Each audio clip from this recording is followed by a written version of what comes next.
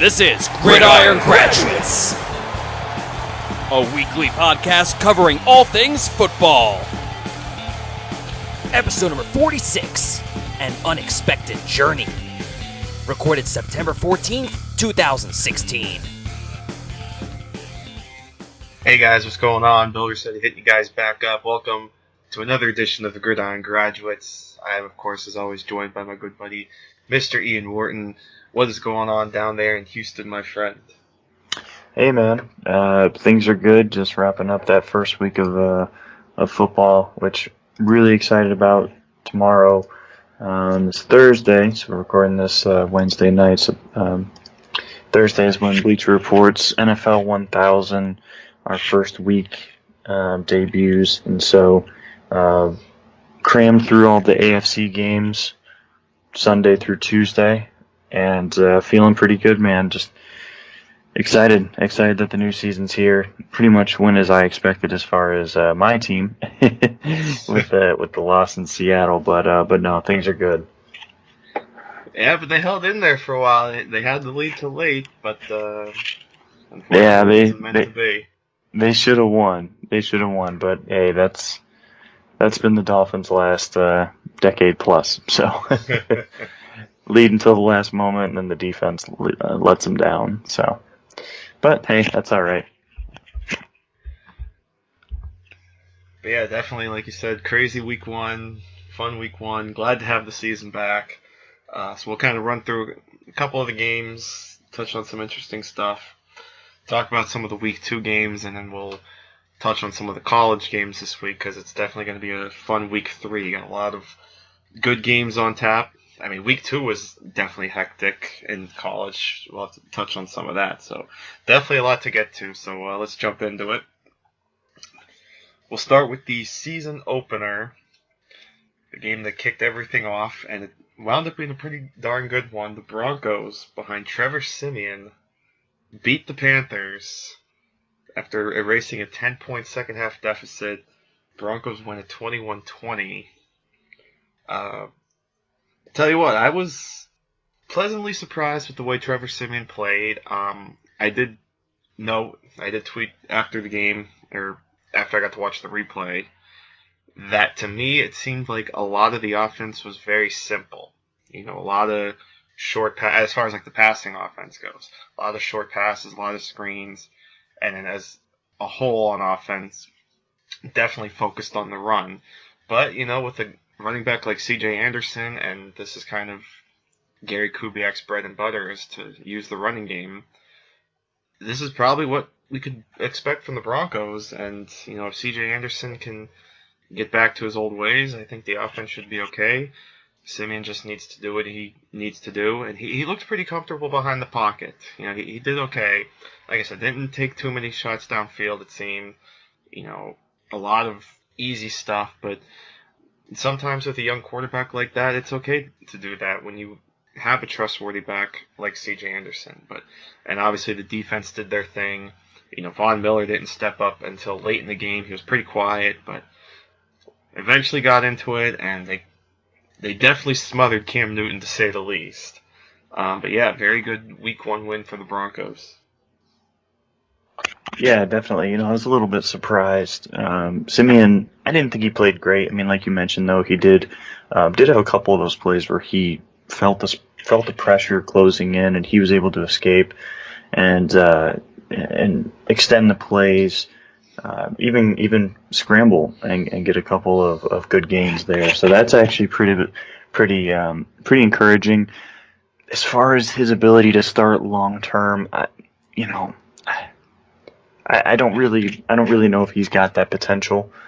Just a very limited arm. He did rifle a couple passes in there. Like, he throws a good ball. He just lacks velocity and general arm strength. But he does throw a tight spiral. And so, those things are possible. We kind of saw that with Jared Goff too. Jared Goff has a good arm, but he's not the strongest arm in the NFL. But he throws a good ball too, and so I think he actually has a stronger arm than Siemian does. But there are some things that Siemian, I think, can build on. I don't think he's going to be the long-term starter there. We all know Paxton Lynch is going to be a guy that takes eventually. I'm more of the type to say most situations get the young guy out there early. Simeon's young too. I mean, obviously it's only his second year. His first game really played. So it's going to be interesting to see how long they stick with Simeon, just because I think if you look at the upside of his play, I don't think he really has much of an upside as far as getting too much better. At the very best, maybe you're looking at like a Fitzpatrick type quarterback. I don't think that's really a positive when you're a Super Bowl contender. So, but they did pull this game out. The defense wasn't quite as dominant as we saw last year. Carolina, quite frankly, I'm a little bit surprised. Their offense looked pretty good, but they weren't able to capitalize on a couple opportunities that they created. It was a really good start to the football season, though. That was a fun game, and it's going to be interesting to see how Carolina progresses throughout the season, because Calvin Benjamin had a great first half. Jonathan Stewart looked really good, looked healthy, and how they continue to progress throughout the season as they incorporate their young wide receivers. Can Benjamin be a constant and consistent threat every single week? He disappeared really in the second half as the Broncos kind of changed up their coverage strategies as well. So those are some things to watch, I think, moving forward.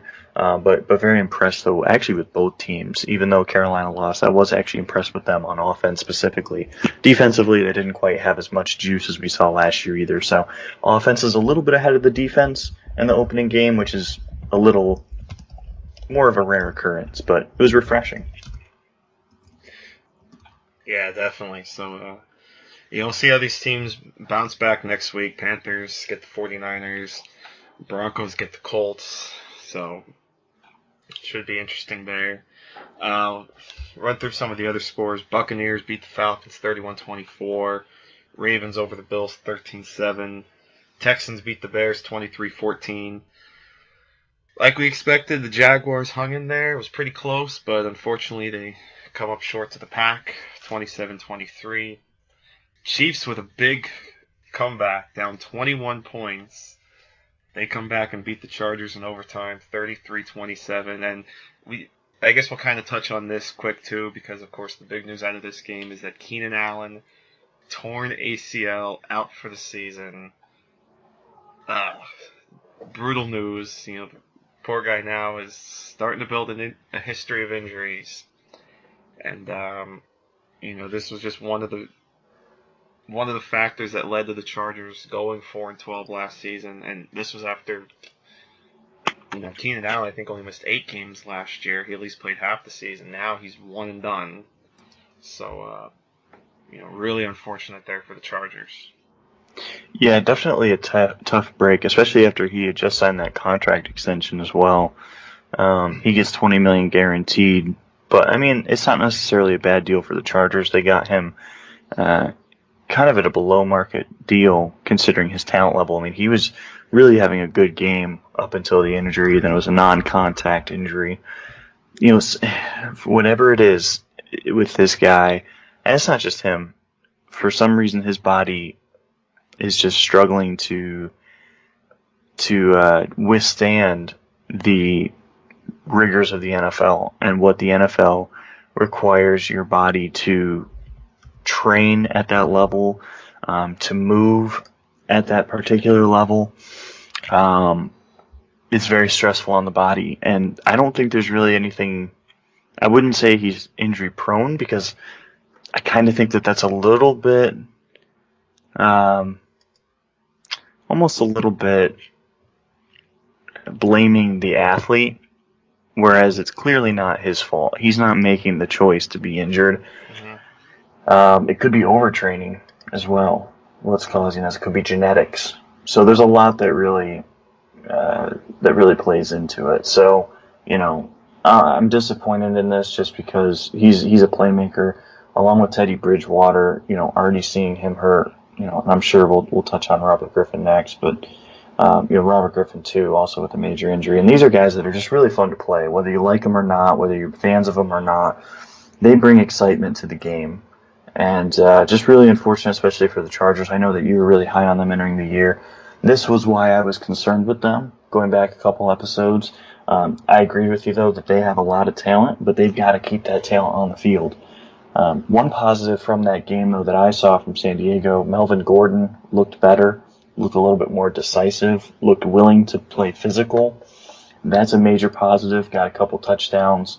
That's a huge bonus for sure, especially from his dreadful rookie year. So, taking that into consideration, it's unfortunate how they lost, especially to get such an early big lead and then to let the Chiefs just storm back into it with a lot of dump-off passes to Spencer Ware. Good win for the Chiefs, for sure, but as far as for the Chargers, that's a rough one. That's a tough loss. The Chargers lost that game in the second half in the trenches, and as so often, that's where these games get decided. It's in the trenches, and that was, I think, the deciding factor here as well. Mm-hmm. You brought up RG3. Let's go ahead and talk about that game too, because definitely some stories coming out of that one. Eagles beat the Browns 29-10. Carson Wentz, not too bad for his regular season debut. But again, it feels like, same with Simeon and the Broncos, a lot of this game was predicated on the run, and you definitely saw the Eagles mix in pretty much all their running backs. Ryan Matthews got the bulk of the work, but Darren Sproles was mixed in there a bit. Kenyon Barner got a few carries, and then Wendell Smallwood was the kick returner. So it was nice to see all the running backs get some action. But overall, Carson Wentz, granted, yes, it was the Browns, not exactly the most elite of defenses he's facing. But, a win's a win.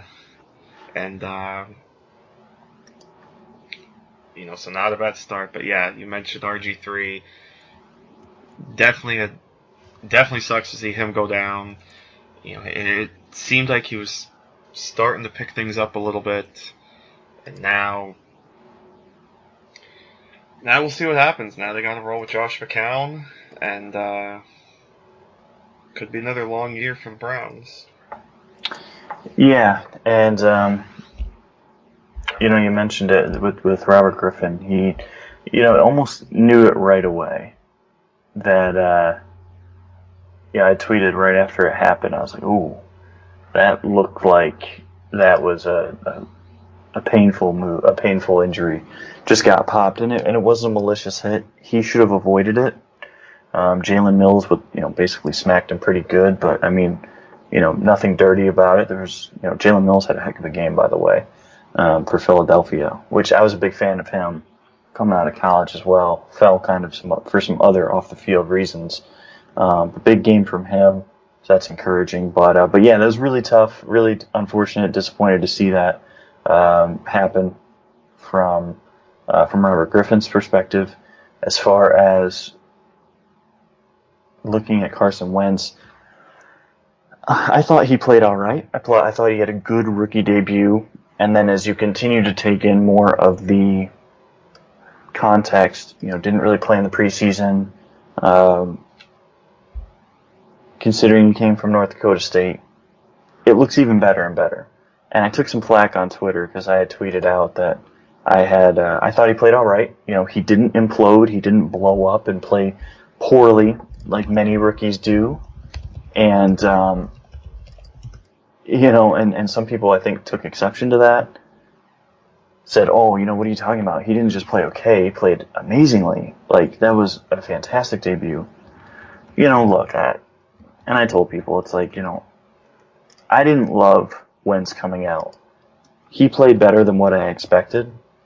But at the end of the day, too, like you mentioned, this was the Browns' defense. This is inarguably the worst defense in the NFL. Like, literally, they probably have 3 or 4 guys who should be starting on a regular, good defense. So, now that has to be considered when we're looking at an evaluation.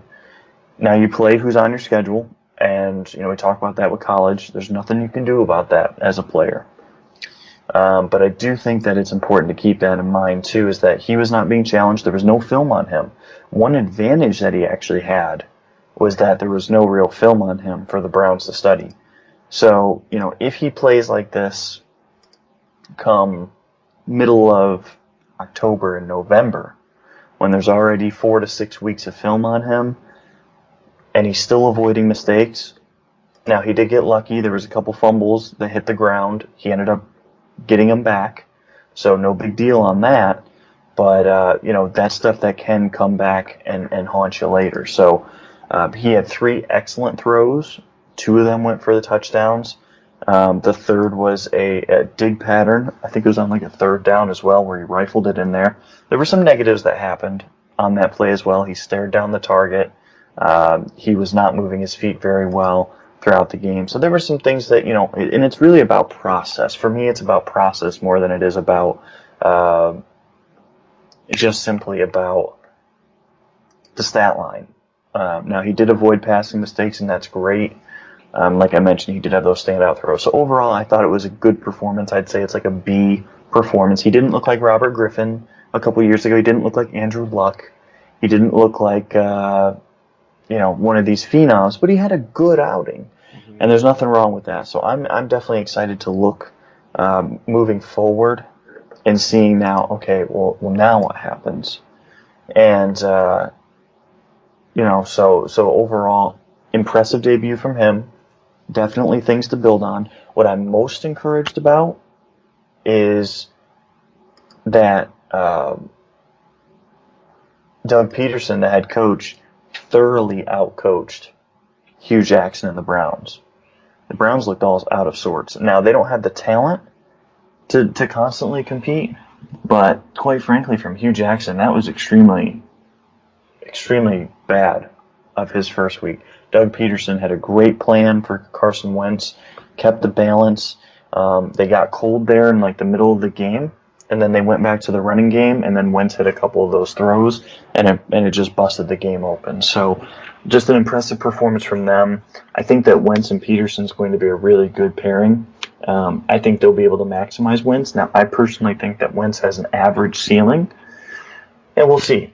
I could be totally wrong. Maybe I prove to be right. Maybe I prove to be wrong in either direction. I don't know. We'll see. We'll see that over the next 5 to 10 years probably. If he's an average quarterback, they'll stick with him for a long time. So we've seen that, and obviously the Eagles have seen that in the past as well. So good performance from them. The Browns, really concerning, man, with Griffin out. I don't think we'll see him again this season. By the time he's eligible to return, I think Josh McCown will either be hurt and Cody Kessler will have been playing. And if that happens, then the Browns will probably continue to lose at a high rate because Kessler is quite bad. So, and McCown's not any better than Griffin. So, bad news for the Browns fans for sure. And good, though. Good for the Eagles. Good start to the season for the Eagles. Definitely saw a lot of positives there. Mm-hmm. And Monday Night Showdown next week against the Bears. So that should be interesting. And I will say, too, it was nice to see Nelson Aguilar get involved a little bit as well. Him catching a touchdown on a deep pass. So is he finally turning the corner? We'll see. Yeah, I'm a fan of Nelson Aguilar. I think that he's going to be fine. It's just going to take time for these young guys. Yeah. And it always does. Very rarely do you see those guys come out right out of the gate and have just blow your mind seasons and performances. It's great if they can, but sometimes it doesn't happen right away. And but yeah, I definitely saw some encouraging things as well from Aguilar in that game. Another one of the more exciting games from Week 1, and you had mentioned you're covering the AFC team, so you definitely had an eye on this one. The shootout that was the Raiders at the Saints, and on a gutsy 2-point conversion, Oakland beats New Orleans 35-34, despite 423 yards passing from Drew Brees. But, Derek Carr, 319, and Jalen Richard, 75-yard touchdown run on his first career carry. So definitely a lot of young talent. And then just, great games as well from Amari Cooper and Michael Crabtree. But if you had any Saints on your fantasy team, Congratulations. Willie Snead, 172 yards and a touchdown. Brandon Cooks, 143, 2 touchdowns. One of them went for 98 yards. Whew. Boy, oh boy. What a fun game that was, huh? Oh yeah, for sure. And well, although if you had C.J. Spiller, you are not happy. Yeah. He got released. I mean, if you're relying on C.J. Spiller right now, though, then you probably drafted pretty terribly, or you're in an extremely deep league. That's true. I actually did take him in like the last round of one of my leagues, just as a pure flyer, because I was like, hey, I mean, that's worst comes worst, I understandable, cut him. but yeah, I mean, I considered Spiller at times too in some of my drafts, so I can't fault you too much. Yeah, it's tough to see what it's come to from him. But go ahead, bud. Sorry. But yeah, no, you're good. But yeah, that was a thrilling game. Really impressed with the Oakland Raiders. Not only to make that 2-point conversion, but just like the balls to do it.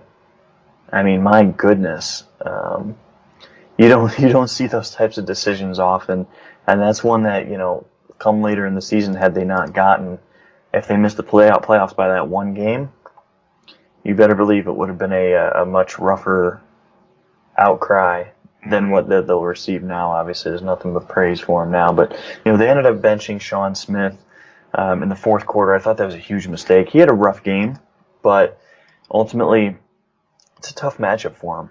It's a tough matchup to put a 6'3" cornerback on a 5'10" cornerback with 4.3 speed, and you put him in there one-on-one with one deep safety.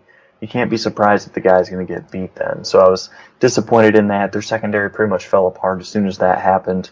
DJ Hayden had a horrible game. Emerson, just really nondescript game. He played in off coverage the entire game, which is really just it reflects his talent. He's not going to do anything really special for them. So they've got some cornerback issues. I thought it was way harsh. Now, I understand trying to send a message that he's got to play better, and he does have to play better, for sure. But, no, this was a really entertaining game, though. Tough one for the Saints to lose that. Really tough for them to lose that. But as a fan, purely entertaining. Some other scores.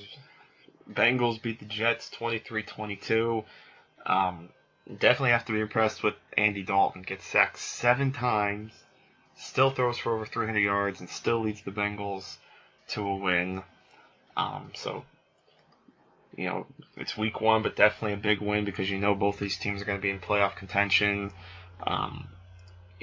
Especially if these two are battling for a wild card spot, this win's going to come in handy. Titans lead for a while, but then the Vikings come back and win 25-16 behind Sean Hill, although it was really a couple of defensive touchdowns that made all the difference here. As we mentioned at the top of the show, Seahawks score late, beat the Dolphins 12-10. Giants 20-19 win over the Cowboys. Dak Prescott throwing 45 times. I don't think they plan to do that. And I think a bigger problem is that not only did he throw 45 times, but only 5 or 6 of them went to Dez Bryant. That's not good. If you're going to throw that many times, you got to try to get it to Dez at least a few more times. But also, if you're the Cowboys, you can't always settle for field goals.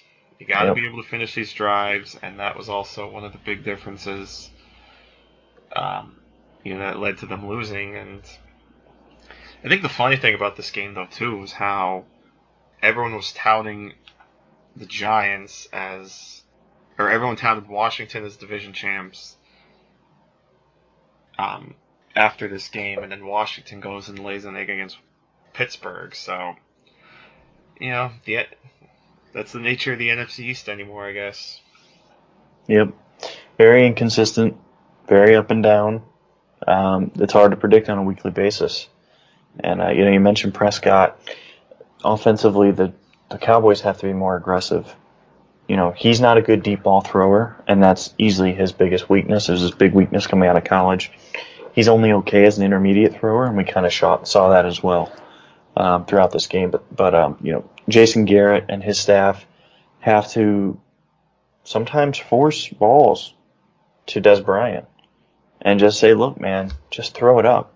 Just go let him throw three passes a game downfield to him if he's in single coverage, and maybe even one double coverage. Just, you don't want your quarterbacks consistently doing that, but in that situation where you have such a dominant player, and the defense is just loading up on Ezekiel Elliott.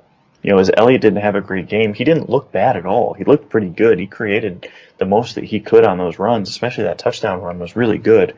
But, they're stacking the box against these guys because, there's no threat to go downfield. So you've got to sometimes just force the ball to these super elite alpha wide receivers. And, this was an issue last year, though, too, even without Des Bryant.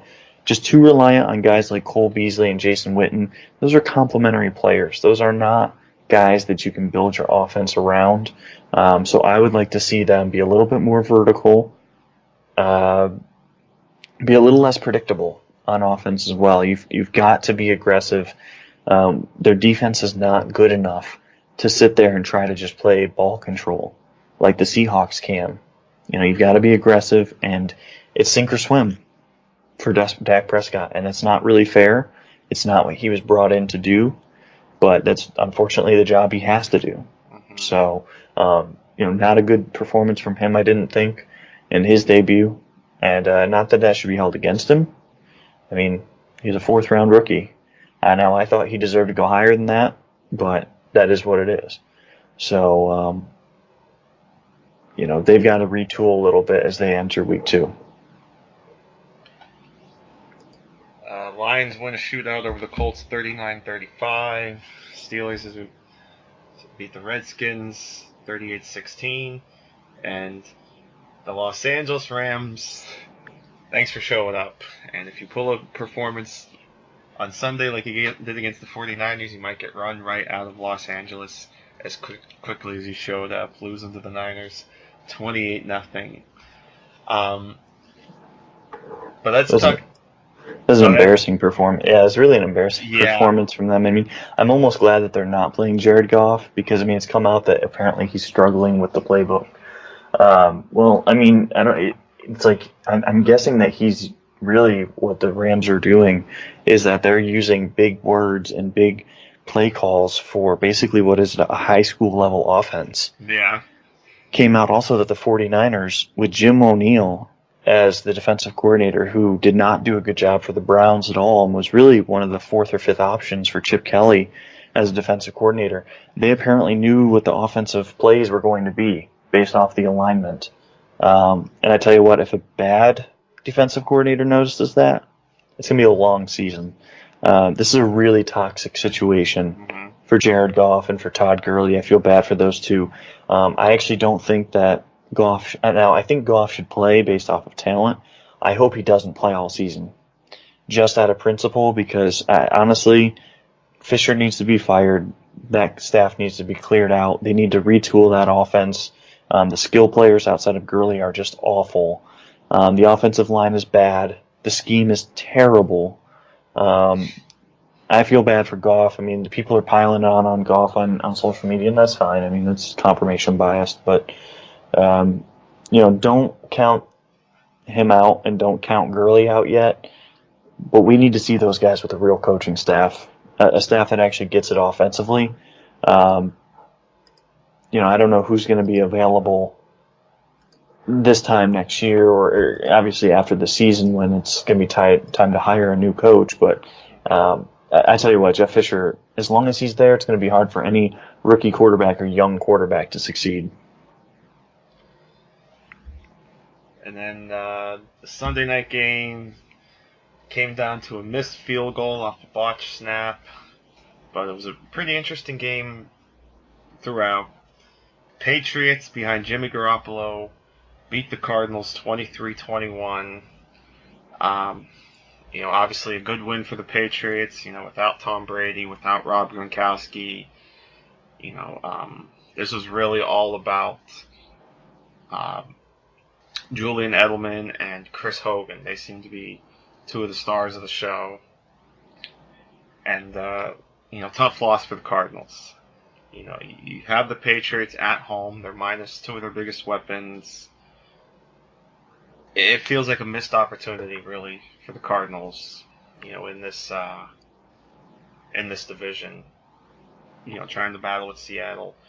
So, tough break for them. But they played well. Carson Palmer played pretty good. Larry Fitzgerald does what he does. David Johnson was just outstanding, and he's clearly the head honcho now in that running game because Andre Ellington and Chris Johnson only had about,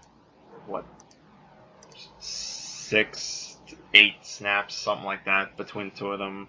It was all David Johnson. He's definitely, early on, he's kind of living up to the hype, or the preseason hype, especially in fantasy. So, but yeah, like I said, tough one for the Cardinals. Yeah, that's definitely not how you want to lose a game, especially in such a winnable opportunity. Mm-hmm.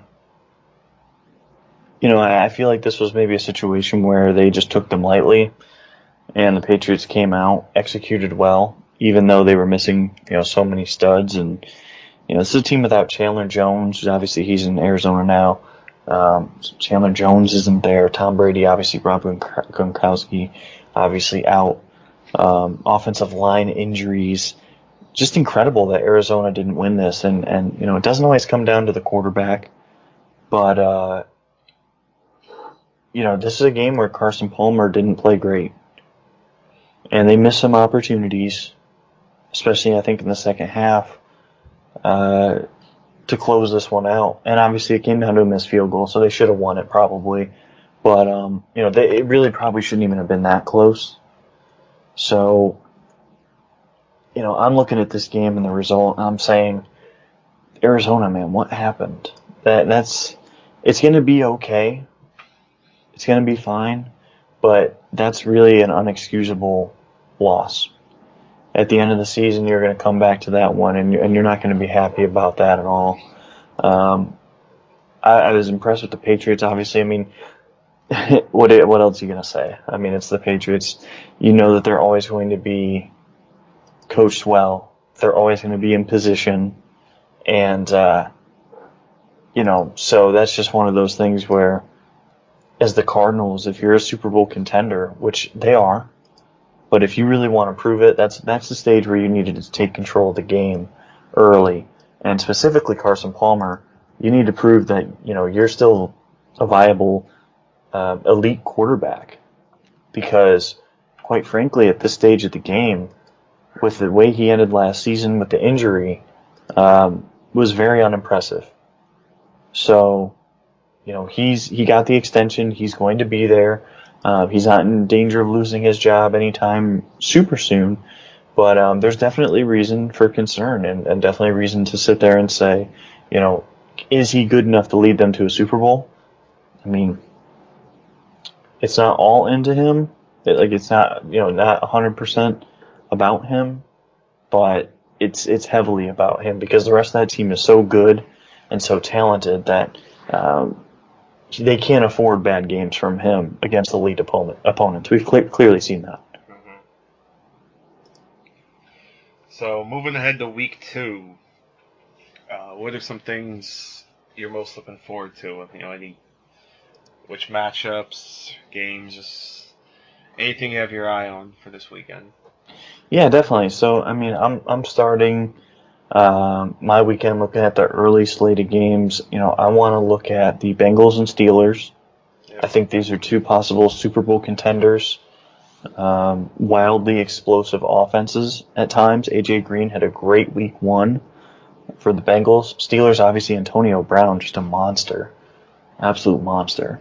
And so I want to see, who gets the early edge in that division. NFC-wise, Cowboys and Redskins, I think, will be interesting. Two teams trying to bounce back. Also, the Chiefs and Texans, too. Those are two teams I think that could win their respective divisions. So, definitely some big time matchups on the early slate. That 12 p.m. time frame, you're looking at possible division winners facing off. 3 p.m., we're looking at Buccaneers and Cardinals. Buccaneers looked really good last week against the Falcons. We just touched on the Cardinals. The Cardinals need to bounce back and win. I think this one at home. And then I'll also be taking a look at Vikings and Packers, which is the Sunday night game. It sounds like we're going to be seeing Sam Bradford in this game. So if Sam Bradford is starting, it's not an easy task. But pressure's on. He's not going to do worse than Sean Hill. So that's the good news. At the very worst, he'll do the same. And at the very best, maybe he'll come out and surprise us a little bit. So those are the games I'm going to be watching. Just a really big week in the NFL, though. I mean, you can also talk about Colts, Broncos, a couple other matchups, too, that are, these are going to matter come 12 weeks from now. Yeah, and I'm with you on the Sunday night game. An early battle. The winner, early inside track in the NFC North. Saints Giants. Maybe they have another shootout like they did last year. Maybe you'll see another 52-49 game. That'll be fun. And then tomorrow night, Jets Bills. I think I just saw somewhere the Jets aren't going to do their color rush uniforms, which in a way might be a good thing because when these teams met last year and they wore their uniforms, it was like watching a Christmas special. I mean, of course, Yeah, you guys. I mean, just touched on that. I'm not colorblind, but the folks that have that colorblindness said it was just a disaster to watch. Like, I can't even really imagine. I remember someone did like what it would look like if you are colorblind, and like I don't know how. I mean, I'm glad that they're not doing that again this year. I like the Color Rush uniforms. I'm actually pretty excited that they announced them. I love that they're bringing back the orange Dolphins uniforms, and some of those looked really sharp, but you can't wear both of those jerseys. I I remember last year's game just looked awful. It's just not what we're used to. We're used to seeing white uniforms and then color uniforms. So it's hard when you switch that up on us. We're creatures of habit. So that was very difficult, and I'm glad that they're not doing that this year. The ketchup and mustard will always take the cake, though. Absolutely. Yeah, I mean, that was something else, man. That's something else. I think they're wearing them again this year, too, right? I know that the Jaguars, they're bringing back the same ones from last year. Yeah. And then I think the Rams are doing the same thing. I could be wrong on that, but I thought they had the mustard. They might be, yeah. I know the Eagles will be rocking all black. Yeah, I like that. In Week 16. Yeah. Yeah, Eagles I think that's sharp. Patriots one looks pretty nice, too, for Week 3 against the Texans. So,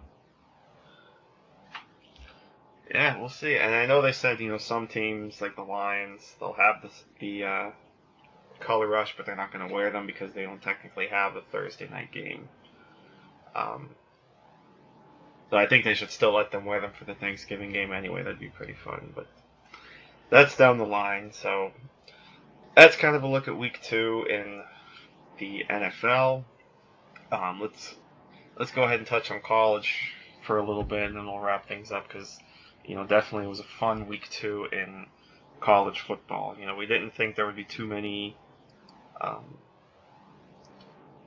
big games on paper, but we certainly got some exciting moments from Week 2. I think the most exciting moment, and certainly the most controversial moment, was the end of the Central Michigan-Oklahoma State game, in which the referees mistakenly awarded Central Michigan a free play at the end of the game, and it wound up being a crazy Hail Mary to beat Oklahoma State.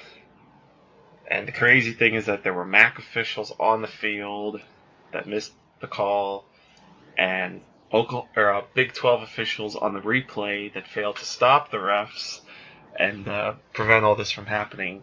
But, by the way, Oklahoma State could have stopped Central Michigan on the field, and none of this would even be talked about right now. That's true. That's true, but really unfortunate. I can't believe that they couldn't go back and just change it. I mean, yeah, you could definitely do that too. Like, you know, Like the play wasn't supposed to happen. Yeah. Yeah. Just rule it that. I mean, that's the rule. I mean, just say, hey, this wasn't supposed to happen. So, guess what? We're making it so that it didn't happen. I don't understand that. I think that's a flaw in the system. But like you said too, they didn't win the game on the field. Whether the rule was blown or not, it wouldn't have been a problem at all had they just not allowed it. And so I was fortunate enough to be watching it live because I had the game on and I was waiting for the next game, and they were still stuck on that game. So I was like, okay, whatever. And like, okay, cool, Hail Mary. And I see the throw. Obviously, it was like 10 yards short. And I see the other receiver coming up behind him. And as he tips it to him, I'm like, oh my goodness, he's about to do this. And he gets in there. Like, it's just, that's why we love sports. That's why I love college football, because it's so unpredictable. There's so many games. And when there's so many games, all it takes is one or two of these moments per year to make us love the sport and remind us why we love it so much. So I'm happy for Central Michigan. Oklahoma State, hey, it stinks, but you had your opportunity. Yeah. And interested to go back. I'm going to be going back and watching that game, maybe even later tonight, to watch it for Mason Rudolph. Interested to see how he played. Cooper Rush, obviously, he's an NFL prospect as well, Central Michigan's quarterback. Haven't really taken a look at him as in depth, but I know Rudolph's a guy that's been getting buzz. So that's a tough draw for them, though. But yeah, that was definitely the surprise, I think, of week 2 from my takeaways. And then a couple top-ranked teams kind of squeaking by their inferior opponents. You look at Georgia only beating Nichols by 2, and Clemson only beats Troy by 6. And Clemson actually was dropped from 2 to 5 in the AP poll. And Georgia, I believe, is also out of the top 10. Just some crazy events that happened in week 2 in what was supposed to be a kind of lackluster week. No ranked teams going up against each other. You look at Louisville, Action Jackson, just going absolutely nuts as Louisville puts up 62 on Syracuse. He's staking his early claim for the Heisman.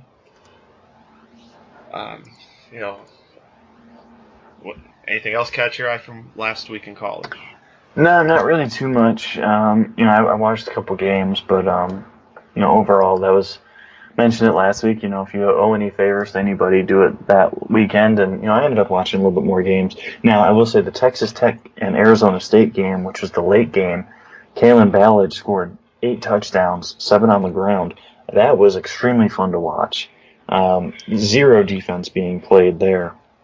But outside of that, I think you hit on the rest of the games. Just overall quiet week in college football. But it's leading into a big week. Yeah. Starting to look at week 3 here. We've got 3 top 25 matchups, and it starts Thursday night. Not with a top 25 matchup, but with a game I think that is worth watching. You start with number 6 ranked University of Houston against Cincinnati. I think that's going to be a tough game for U of H. I think U of H wins, of course, if Greg Ward is healthy. But that's going to be one to watch for sure. Nothing really Friday night. And then Saturday, we've got a number of games on Saturday starting at 12 o'clock Eastern. You start with Florida State and Louisville. I mean, no disrespect to Penn State fans, Tennessee fans, Iowa fans, University of Miami, Clemson, also a top 25 team that's playing. Wisconsin, they're also playing at that 12 o'clock time. But the game to watch is Florida State, Louisville. In Louisville, number 2 ranked Florida State, number 10 ranked Louisville. 2 very good quarterbacks are going to be in this game. 2 very good teams. But this is going to be about Francois, the Florida State quarterback, who's very talented. And one of my personal favorites, Lamar Jackson, the Louisville starting quarterback. This game, I think, could be one of the games of the year. Yeah, no doubt. And then we'll kind of scroll through Alabama, top ranked. They're at Ole Miss, ranked number 19. That's at 3:30 CBS. Um, could Ole Miss play spoiler like they did a couple years ago at home against Bama? We'll see. And then the other top 25 game is 12th ranked Michigan State and 18th ranked Notre Dame at 7:30 on NBC. Notre Dame, real nice bounce back win, pulling away from Nevada. That game really wasn't even close. So, I'm sorry. There's one. I'm sorry, I missed. There is one the more. Five Yep. game. I almost forgot. And it's The game your of the week. Buckeyes. Yep. Heading to Norman to take on the Sooners. Number 3 versus number 14, and like I messaged you earlier tonight before we went on the air, Ohio State could basically end Oklahoma's playoff hopes. Who'd have thought that Oklahoma's playoff hopes could potentially be dead after week 3? But if Oklahoma loses this one, you might as well kiss them goodbye. Oh yeah.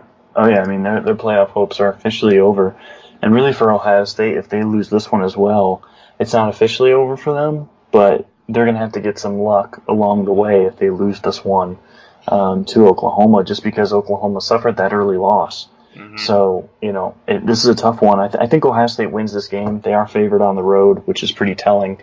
Ohio State, to me, this team looks really, really good. This is one of the best Ohio State teams I've seen in recent years, including the championship team.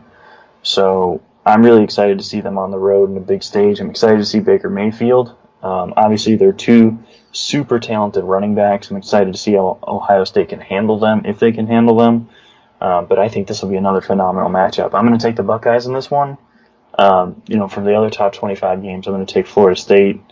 I'll take Notre Dame at home, and then I'll take Alabama, and then I'll also take Ohio State as well. So I'm not taking too many. I'm not taking any underdogs. I think Notre Dame is the only higher ranked team that I'm taking over Michigan State, but OSU on the road, I mean, that's going to be a tough challenge for them. Absolutely, but I'll agree with you on those 4. Ohio State has just played very good so far this season, and yeah, this would definitely be a statement win for them to go to Oklahoma and get the win here. And obviously, definitely give them an inside track for one of those playoff spots. But yeah, obviously some other interesting games. Like you mentioned, Penn State hoping for revenge on Temple. Penn State definitely played a very good game against Pitt, but unfortunately, that last play was a killer. Trace McSorley throwing that interception, and it's unfortunate too because it was a play where I should say they're in the middle of a drive where they pretty much have Pitt on their heels, and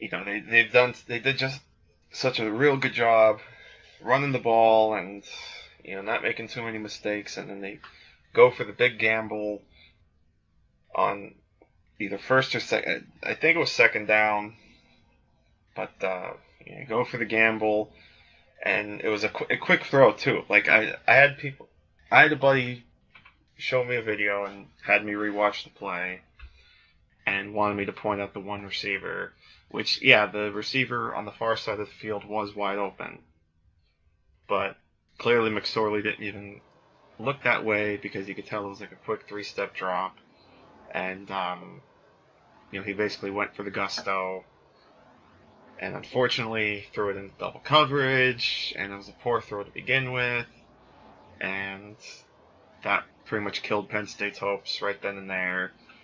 And I was quick to blame James Franklin for the play call, and he still is kind of to blame. He's not exactly helping this program 100%. He's doing what he can, but he's definitely had his issues.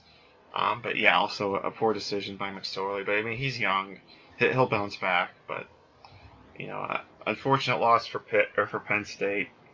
So hopefully next year they get some revenge when they meet at Happy Valley. But this week they've got Temple. And also the Iowa game too. That'll be quite interesting against North Dakota State. North Dakota State lately has had a history of stunning these 1A schools. This would definitely be a huge win for the Bison if they can go to Iowa and get this win. So, definitely some. Like you said, Florida State Louisville, the game to watch. But if you have like a second TV or watching on your computer or something like that, there's definitely some options in an early wave and certainly throughout the day as well.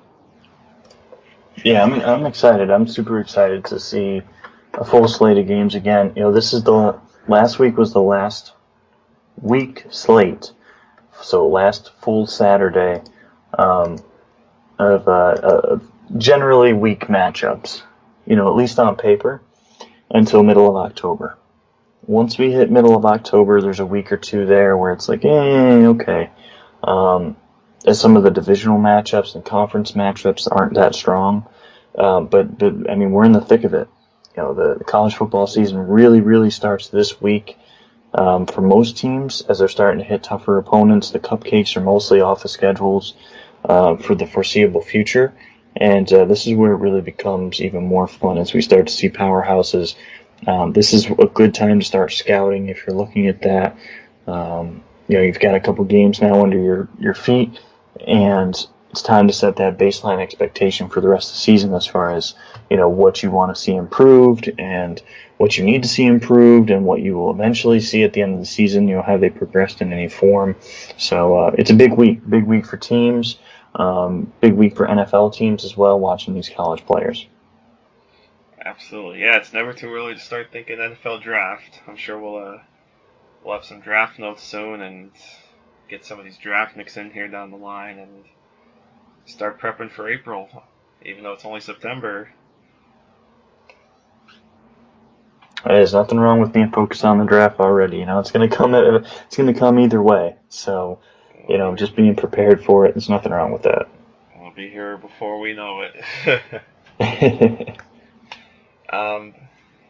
I think that's a good place to wrap it up there. As always, I think we hit on some good stuff. A lot of good talk there, a lot of good banter as always, my friend. Yeah, absolutely, man. It's football. Football is just fantastic because it writes the storylines for us. We don't have to really stretch far to find what's really juicy out there. We just watch the games and we let people know what we see. And for the love of goodness, my Eagles fans, please stop filling my mentions with that I don't hate Carson Wentz. Just because I wasn't a fan of him out of college, it does not mean I have a bias against him. I hope he does great things. I have nothing against him. I'm just not ready to call him Joe Montana yet.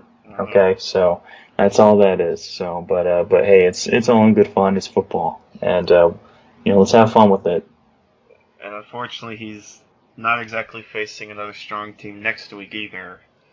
But it is what it is. Like you said earlier, you play the teams on your schedule. He just happens to have Chicago this week. But week 3 is when things should get interesting, when he gets Pittsburgh. Yeah, and even this week might be interesting too, just because not necessarily the talent that Chicago has, but they do have Vic Fangio, who is a tremendous defensive coordinator. I think he's light years better than Horton. I don't think Horton's a good defensive coordinator. I know he's got a good reputation amongst fans and the NFL, but you look at his track record, he really hasn't done too much in the NFL in the last 5 to 10 years. So I think this might be a little bit of a tougher matchup for him, just because Fangio has a great track record going back to the 49ers and even far before that. And it is on the road. Soldier Field isn't the easiest place to play, so it should be fun to watch on Monday night. So with that, I think we'll wrap it up here. As always, thanks so much, guys, for listening. We really do appreciate it. Enjoy the games this weekend, of course, and we'll be back to talk about them next week as always. Remember to hit up Ian on Twitter at NFL Film Study. Hit me up at Bill_Rossetti. And, of course, the pod at GridGrads Pod. So be on the lookout. And, again, thanks so much. We'll see you guys next week right here on GG. Take care, my friends.